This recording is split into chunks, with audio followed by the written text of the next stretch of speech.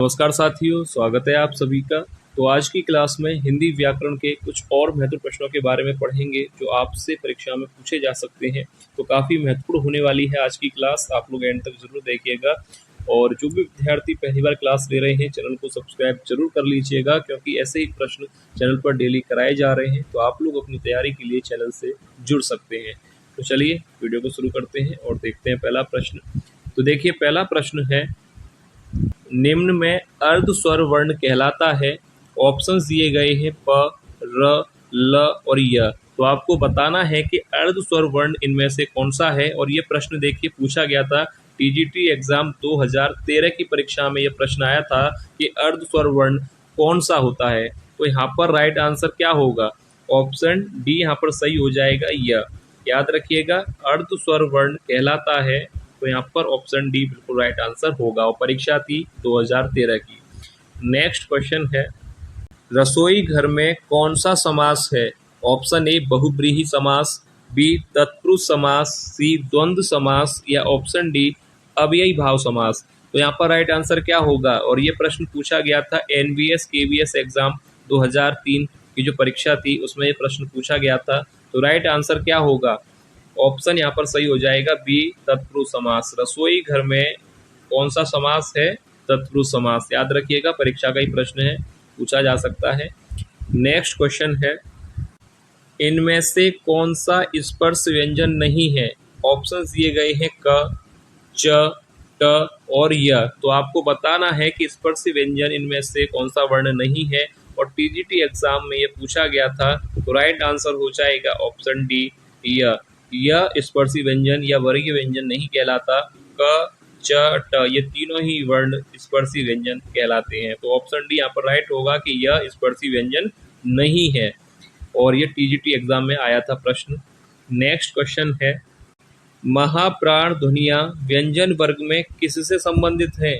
Option दिए गए हैं पहला दूसरा, दूसरा चौथा या दूसरा तीसरा या पहला और चौथा। तो देखिए, महाप्राण वर्ण कौन से होते हैं? प्रत्येक वर्ग का, याद रखिएगा, महाप्राण वर्ण कौन से होते हैं? प्रत्येक वर्ग का दूसरा और चौथा वर्ण। प्रत्येक वर्ग का दूसरा और चौथा वर्ण क्या कहलाता है? महाप्राण वर्ण। तो यहाँ पर ऑप्शन बी राइट हो जाएगा, दूसरा और चौथा। और ये किस परीक्षा में पूछा गया था? देखिए, ये भी टीजीटी परीक्षा में पूछा गया प्रश्न है। तो अच्छी तरह से देखिएगा, क्योंकि ये प्रश्न हो सकता है रिपीट हो। तो यहाँ पर ऑप्शन बी राइट आंसर हो जाएगा। नेक्स्ट क्वेश्चन है, हिंदी की स वर्ण की ध्वनि है। ऑप्शंस दिए गए हैं मूर्धन्य, तालव्य, दंत या कंठ। तो देखिए, हिंदी की स वर्ण की ध्वनि कौन सी है? और ये प्रश्न भी टीजीटी एग्जाम में पूछा गया था। तो स वर्ण की ध्वनि कौन सी होगी? मूर्धन्य, तालव्य, दंत या कंठ। तो देखिए, राइट आंसर हो जाएगा तालव्य। स तालव्य वर्ण कहलाता है। तो ऑप्शन बी यहाँ पर राइट आंसर हो जाएगा। नेक्स्ट क्वेश्चन है, कौन सा शब्द हंस का पर्यायवाची है? आपको बताना है कि हंस का पर्यायवाची शब्द कौन सा है। और ये प्रश्न देखिए पूछा गया था पीजीटी एग्जाम 2004 की परीक्षा में। प्रश्न पूछा गया था, हंस का पर्यायवाची शब्द कौन सा है? कुरंग, बी भुजंग, सी मराल या ऑप्शन डी पंचवाड़। तो यहाँ पर हंस का पर्यायवाची होता है मराल। ऑप्शन सी याद रखिएगा, मराल भी किसका पर्यायवाची है? हंस का। ऑप्शन सी राइट आंसर हो जाएगा। नेक्स्ट क्वेश्चन देखते हैं, निम्न में कंठ्य ध्वनियाँ कौन सी हैं? ऑप्शंस दिए गए हैं, आपको बताना है कि कंठ्य व्यंजन या कंठ्य वर्ण या कंठ्य ध्वनियाँ कौन सी हैं। ऑप्शंस दे रखे हैं य, र, ग, घ, च, ज या ट, थ। तो देखिए, कंठ्य वर्ण कौन से कहलाएंगे? यहाँ पर राइट आंसर क्या होगा? कंठ्य व्यंजन कौन से होते हैं? तो देखिए, ऑप्शन बी यहाँ पर बिल्कुल सही आंसर हो जाएगा, ग, घ। कंठ्य वर्ण, कंठ्य ध्वनियाँ, कंठ्य व्यंजन कहलाते हैं। आपको पता होगा कि क वर्ग के जो भी वर्ण हैं, क, ख, ग, घ, ड, वो सभी वर्ण कंठ्य वर्ण कहलाते हैं। और ये प्रश्न पूछा गया था टीजीटी परीक्षा, जो कि दिसंबर में आयोजित होगी। टीजीटी एग्जाम 2010 की परीक्षा का ये प्रश्न है। 4 नंबर के लिए प्रश्न पूछा गया था। तो यहाँ पर राइट आंसर ऑप्शन बी हो जाएगा। नेक्स्ट क्वेश्चन है, वर्ण शब्द का अर्थ नहीं होता है। ऑप्शन ए रंग, बी आकाश, सी जाति या ऑप्शन डी अक्षर। तो देखिए, वर्ण शब्द का अर्थ नहीं होता। और ये प्रश्न आया था टेट एग्जाम 2011 में। प्रश्न पूछा गया था कि वर्ण शब्द का अर्थ नहीं होता। तो देखिए रंग होता है, जाति और अक्षर, ये तीनों होते हैं, तो ऑप्शन बी यहाँ पर राइट होगा आकाश। वर्ण शब्द का अर्थ आकाश नहीं होता, रंग, जाति और अक्षर होता है। आर-टेट में ये पूछा गया था, तो याद रखिएगा। नेक्स्ट क्वेश्चन है, हानि लाभ में कौन सा समास है? ऑप्शन ए द्विगु समास, बी तत्पुरुष समास, सी बहुब्रीहि समास या ऑप्शन डी इनमें से कोई नहीं। हानि और लाभ में कौन सा समास होता है? ऑप्शन क्या सही होगा यहाँ पर? द्विगु, तत्पुरुष, बहुब्रीहि या इनमें से कोई नहीं। तो देखिए ना तो द्विगु होगा, ना ही तत्पुरुष होगा और ना ही बहुब्रीहि होगा। ऑप्शन डी राइट हो जाएगा, इनमें से कोई नहीं, क्योंकि हानि लाभ में समास होगा द्वंद्व समास। ठीक है, हानि लाभ में कौन सा समास होगा? द्वंद्व समास। और ये प्रश्न आया था, ये भी यूपी टीजीटी की परीक्षा में प्रश्न पूछा गया था, हानि लाभ में कौन सा समास होगा? द्वंद्व समास। नेक्स्ट क्वेश्चन है, आंख की किरकिरी होना का अर्थ है कष्टदायक होना या बहुत प्रिय होना, सी धोखा देना या ऑप्शन डी अप्रिय लगना।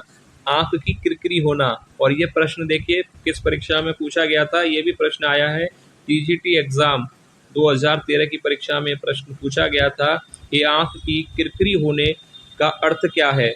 तो यहाँ पर ऑप्शन देखिए कौन सा सही होगा, कष्टदायक होना या बहुत प्रिय होना, धोखा देना या अप्रिय लगना। आंख की किरकिरी होना यानी अप्रिय लगना, ऑप्शन डी राइट आंसर हो जाएगा। नेक्स्ट क्वेश्चन है, काजू शब्द का संबंध किस भाषा से है? ऑप्शन ए जापानी, बी चीनी, सी फ्रांसीसी या ऑप्शन डी पुर्तगाली। तो देखिए काजू शब्द का संबंध किस भाषा से है, और ये यूपी ट्रिपल एससी एग्जाम 2016 की परीक्षा का प्रश्न है। काजू का संबंध है पुर्तगाली भाषा से, ऑप्शन डी यहाँ पर राइट आंसर होगा। नेक्स्ट क्वेश्चन है, किस शब्द में उपसर्ग नहीं है? ऑप्शन ए प्रभाव, बी पराजय, सी अपवाद या ऑप्शन डी ओढ़ना। देखिए उपसर्ग किस शब्द में नहीं है? प्रभाव, पराजय और अपवाद, इन तीनों शब्दों में उपसर्ग है, ऑप्शन डी राइट होगा। ओढ़ना में उपसर्ग नहीं है, और ये भी प्रश्न यूपी ट्रिपल एससी एग्जाम 2016 की परीक्षा का प्रश्न है। नेक्स्ट क्वेश्चन है, उत्कर्ष का विलोम शब्द है। ऑप्शन दिए गए हैं उपकार, उन्नति, आकर्ष या अपकर्ष। उत्कर्ष का विलोम शब्द क्या होगा? और यह प्रश्न देखिए पूछा गया था यूपी ट्रिपल एससी एग्जाम 2015 की परीक्षा में पूछा गया था। तो यूपी ट्रिपल एससी की जो परीक्षाएं होती है जिनमें हिंदी के प्रश्न पूछे जाते हैं, उन परीक्षाओं में प्रश्न आया था कि उत्कर्ष का विलोम शब्द क्या होगा। तो याद रखिए ऑप्शन यहाँ पर राइट आंसर हो जाएगा, उत्कर्ष का होता है अपकर्ष, ना कि आकर्ष। यहाँ पर ऑप्शन सी गलत है, आकर्ष नहीं है, अपकर्ष होगा उत्कर्ष का विलोम। नेक्स्ट क्वेश्चन है, सांप के बिल में हाथ डालना का अर्थ है? ऑप्शन ए दूसरों के काम में दखल देना, या दूसरों के घर ताका झांकी करना, या सांप को बिना मारे पकड़ना, या जानबूझकर खतरे में पड़ना। तो देखिए सांप के बिल में हाथ डालना, इसका अर्थ क्या होगा? दूसरों के काम में दखल देना, ये तो गलत है। दूसरों के घर ताका झांकी करना, ये भी गलत है। सांप को बिना मारे पकड़ना, ये भी गलत है। सांप के बिल में हाथ डालना का अर्थ है कि जानबूझकर खतरे में पड़ना, ऑप्शन डी यहाँ पर राइट आंसर हो जाएगा। नेक्स्ट क्वेश्चन है, अमित अमित शब्द युग्म का अर्थ आपको बताना है। ऑप्शंस दे रखे हैं, बहुत, शत्रु या शत्रु मित्र, या पर्याप्त अधिक या अधिक न्यून। तो देखिए अमित और अमित शब्द का सही अर्थ क्या होता है? तो यहाँ पर देखिए अमित का अर्थ होता है अत्यधिक या अधिक या बहुत, और अमित का अर्थ होता है शत्रु। तो यहाँ पर ऑप्शन पहला ही सही हो जाएगा, बहुत और शत्रु। याद रखिएगा अमित यानी बहुत और अमित यानी शत्रु।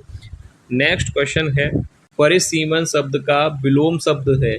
ऑप्शंस दिए गए हैं ससीम, बी निर्सीमन, सी असीमन या ऑप्शन डी ससीमन। तो देखिए परिसीमन शब्द का विलोम या विपरीतार्थक शब्द क्या होगा? तो परिसीमन का विलोम हो जाएगा निर्सीमन, ऑप्शन बी यहाँ पर राइट आंसर हो जाएगा। नेक्स्ट क्वेश्चन है, निम्न में से तत्सम शब्द कौन सा है? ऊंट, काठ, दुग्ध या काम। तो तत्सम शब्द आपको बताना है कि इन चारों में से तत्सम शब्द कौन सा होगा। तो देखिए सरल प्रश्न है, ऑप्शन सी राइट हो जाएगा, दुग्ध।